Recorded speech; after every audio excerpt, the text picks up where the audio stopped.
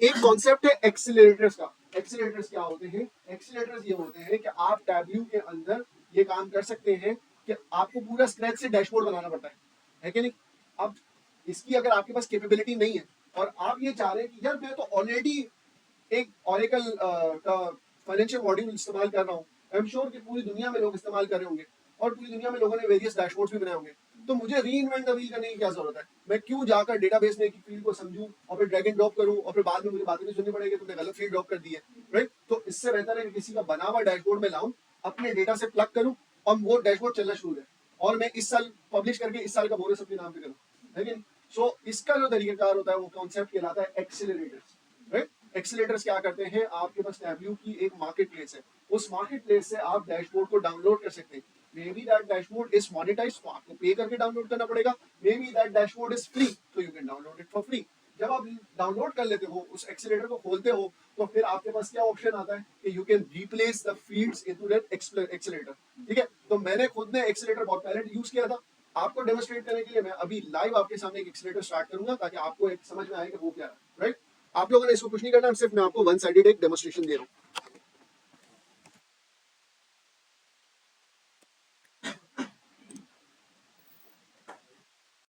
टैबली के तमाम एक्सीलरेटर्स यहाँ पे अवेलेबल है,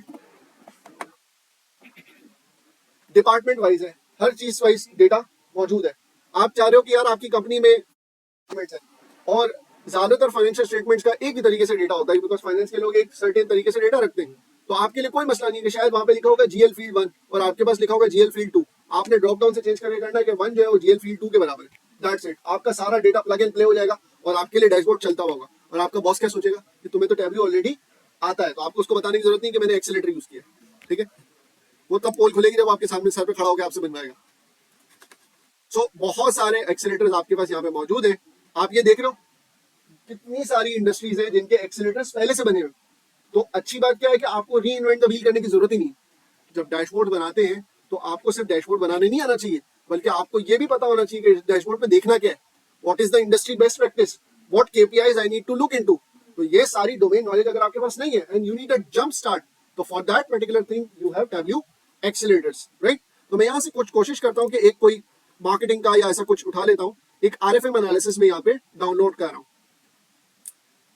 तो ये मैं यहाँ से डाउनलोड कर रहा हूँ। You can also launch the demo and see. यहाँ पर मैं लॉग इन कर देता हूँ टैब्ल्यू के क्रेडेंशियल्स पे। आई होप कि क्रेडेंशियल्स लॉग इन हो जाए।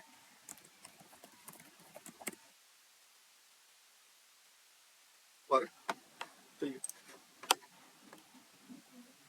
Okay, so I can launch a demo from here as well as. ये मेरी फाइल डाउनलोड भी हो गई है, ठीक है? तो ये जितनी देर में डाउनलोड हो रही है तब तक मैं आपको इसका एक ग्लिम्स दिखाता हूँ। अब ये देखिए टैब्ल्यू के अंदर ये पूरा डेटा सेट बना हुआ है। आरएफएम एनालिसिस होता क्या है, मैं आपको क्विक एक एस्पेक्ट दे देता हूँ। Recency, frequency and monetary analysis. अब इसके जरिए हम करते क्या है? इसके जरिए हम करते हैं कस्टमर की सेगमेंटेशन।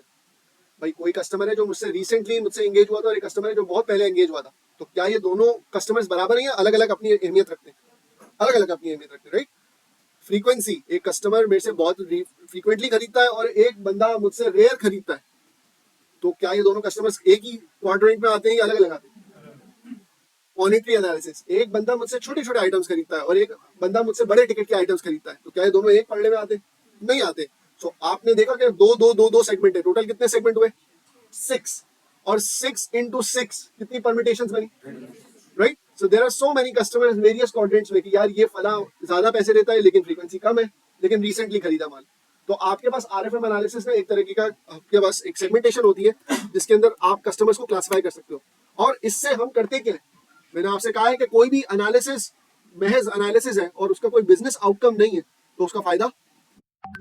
बिजनेस आउटकम किसको बोलते हैं बिजनेस की इस्तेलाह में? पूरी ये ट्रेनिंग मैं बार बार आपको रिपीट करता रहूंगा कि कोई भी काम आप कर रहे हो, अगर उससे बिजनेस का 1 रुपया है तो बच नहीं रहा, 1 रुपया बन नहीं रहा, तो तीसरी चीज बिजनेस में होती ही नहीं है, राइट? सो आरएफएम एनालिसिस के जरिए हम क्या अचीव कर सकते हैं? We can do better marketing. हमारे पास अनलिमिटेड मार्केटिंग का बजट नहीं है, so we can spend some marketing save and target respective customers into right segment with right ads.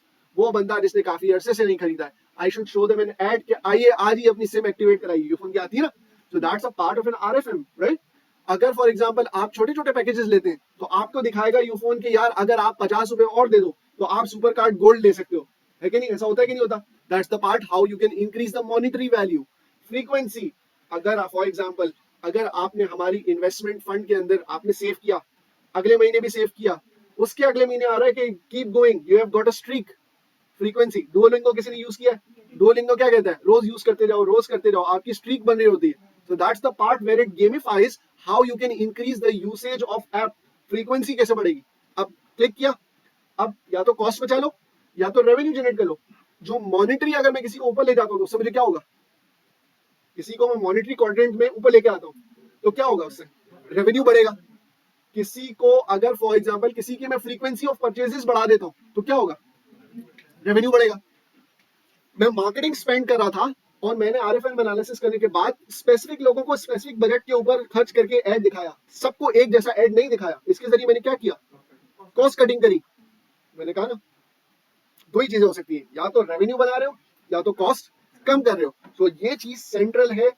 आप यहाँ पे सिर्फ टैब्यू सीखने नहीं आए, आप यहाँ पे ये इखलाकियात सीख रहे हो बिजनेस की, राइट? ताकि आपको समझ में आए कि अच्छा यार, मैं अगर फॉर एग्जाम्पल कुछ बना के ले जाता हूँ तो why does my boss appreciate and why it doesn't, right? Because आपका बॉस ये देख रहा होता है कि अच्छा ये तुमने बनाया है, मेरे कितने पैसे इससे बच पाएंगे, या ये तुम मैं इसको देखकर मैं क्या स्ट्रेटेजी लूं कि मेरा रेवेन्यू क्या हो जाए, बढ़ जाए, है कि नहीं?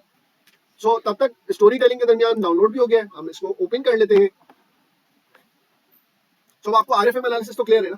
तो आज आपने एक नई चीज सीख ली, आरएफएम एनालिसिस। तो आप अपने वर्क प्लेस, अपने बिजनेस पे जाकर यू कैन सी कि how you can implement RFM analysis. Google करेंगे, कल का संडे है, थोड़ा सा टाइम लगाएंगे, आपको ये टेक्निक समझ आ जाएगी, कोई रॉकेट साइंस नहीं है। So we have opened an RFM analysis. अब आप यहाँ पे देख रहे हैं, यहाँ पे डेटा मैपर आ गया। ये डेटा मैपर क्यों है?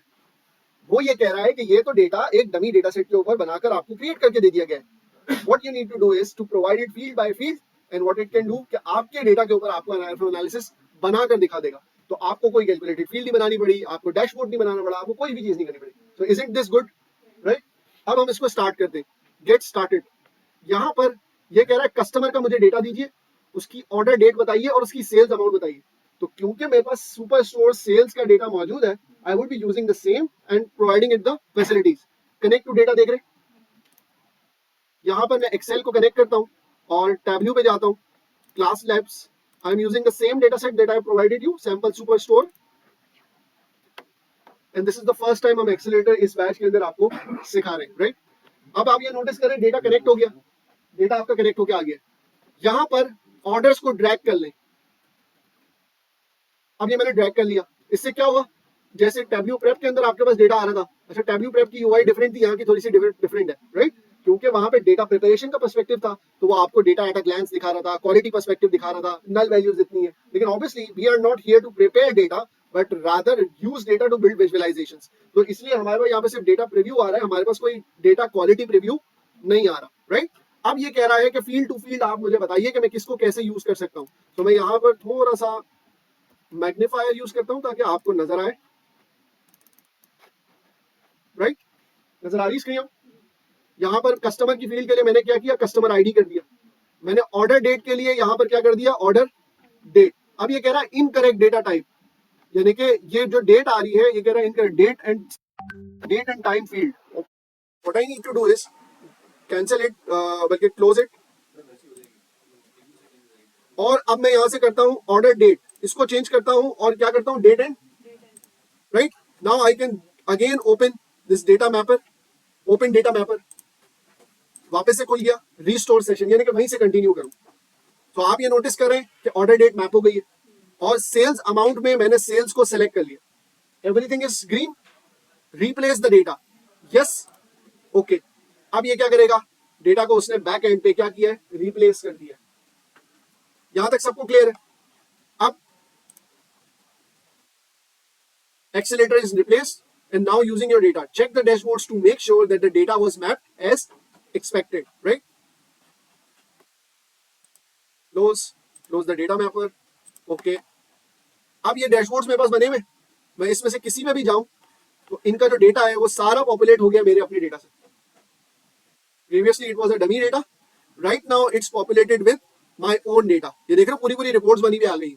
अब अगर ये रिपोर्ट्स आपको आज के दिन में बनानी होती तो आप नहीं बना सकते, because you don't have at the moment right skills, but accelerators have enabled you कि आप कोई भी डैशबोर्ड मिनटों में बना सकते हो और इसका फायदा आपने उठाना है बिकॉज बहुत सारे ऐसे सिस्टम्स होते हैं, फेसबुक का डैशबोर्ड है, लिंक्डइन का डैशबोर्ड है, या फलां का है, सेल्स नेविगेटर का है, या कोई क्विक बुक्स का डेटा है। ये स्टैंडर्ड डेटा सोर्सेज है, तो हम स्टैंडर्ड डेटा सोर्स यूज करने का फायदा यही है कि हम उसका एक्सेलेरेटर डाउनलोड कर सकते हैं, क्विकली डेटा मैप किया और अपना बिजनेस स्टार्ट किया। जब जरूरत पड़ी तो हमने डेटा के अंदर चेंजेस करी और अपना कस्टम यूज बनाया कि अच्छा मुझे ये नहीं देखना है, मुझे इसमें इसके साथ ये भी देखना है, लेकिन स्टार्ट तो करो। तो rather than being stuck कि मुझे टेक्निकली टैबल्यू नहीं आता है, accelerators is the best place where you can begin with. क्या सबको ये बात क्लियर है?